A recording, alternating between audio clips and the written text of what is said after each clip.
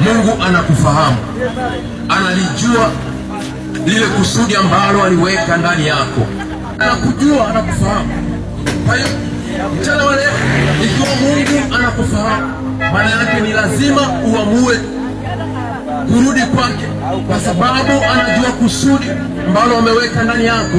Sikiliza nikwambie, kila unachokiona kinajidhihirisha katika ulimwengu wa kimwili, hicho kimeanzia katika ulimwengu wa kiroho. Sasa sikiliza, Shetani yupo katika misheni ya kuzuia karama za kila mmoja katika dunia leo. Shetani yupo katika misheni ya kuzuia karama Mungu aliyoweka ndani yako. Unaweza ukawa unatamani kumtumikia Mungu, lakini unaona kuna uzito ndani yako.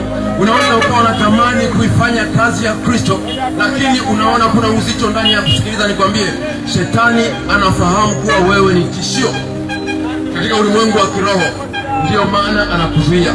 Kama vile Musa alivyokuwa akiwindwa, kama vile Yesu alivyokuwa akiwindwa ili auawe angali bado ni mdogo. Sikiliza, hata wewe unawindwa vile vile.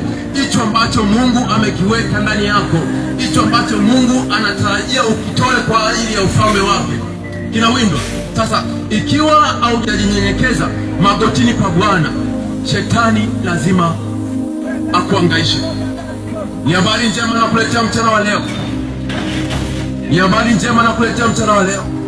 Amua sasa kumkabidhi maisha yako huyu Yesu. Amua sasa kumkabidhi maisha yako huyu Yesu Kristo, aweze kukubadilisha, ili kusudi lililowekwa ndani yako liweze kujidhihirisha kwa ajili ya ufalme wake.